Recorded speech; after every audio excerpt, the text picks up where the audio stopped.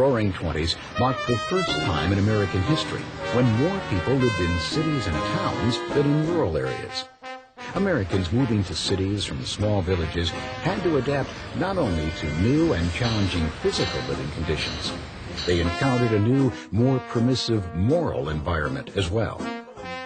Two events fittingly demonstrate the clash between traditional moral values of the country and the modern mores of the city: the Scopes Trial and Prohibition. In 1925, the state of Tennessee passed a law that outlawed any teaching of English biologist Charles Darwin's theory of evolution.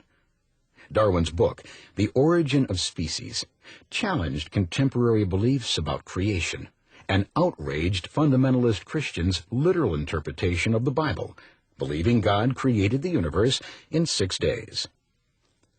John Scopes, a high school biology teacher from Dayton, Tennessee, believed Darwin was right, and despite the state law, taught his students the theory of evolution. As a result, Scopes was charged under the Anti-Evolution Statute and went to trial for the misdemeanor.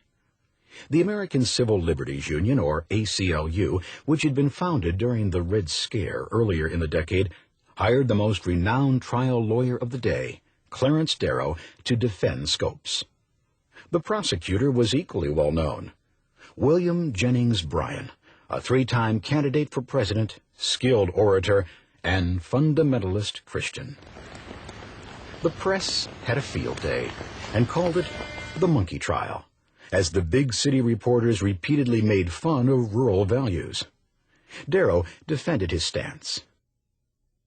We have the purpose of preventing bigots and ignoramuses from controlling the education of the United States, and you know it, and that is all.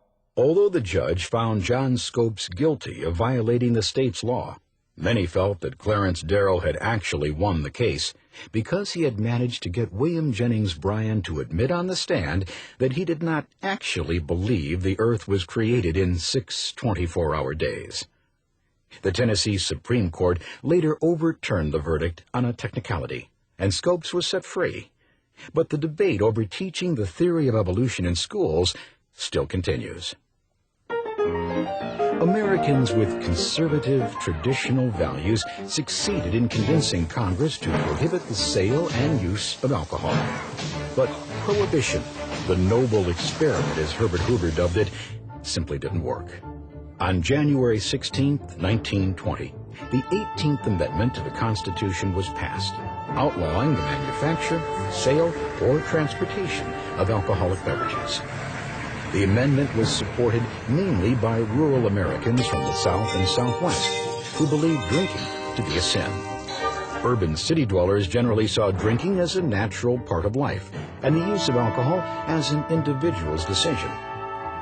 Evangelist Billy Sunday spoke for many prohibitionists. Every man who casts a vote for the saloons deserves that his son shall die a drunkard, or that his daughters should be consigned to the tender mercies of a drunken husband. Billy Sunday got his wish when prohibition became the law of the land. But prohibition did not stop people from drinking alcohol. Many went to speakeasies, hidden illegal clubs, and drank liquor smuggled in by bootleggers from Canada. Organized crime, which provided illegal booze or hooch, flourished, and prohibition incited more crime, not less. 13 years later, the noble experiment was over.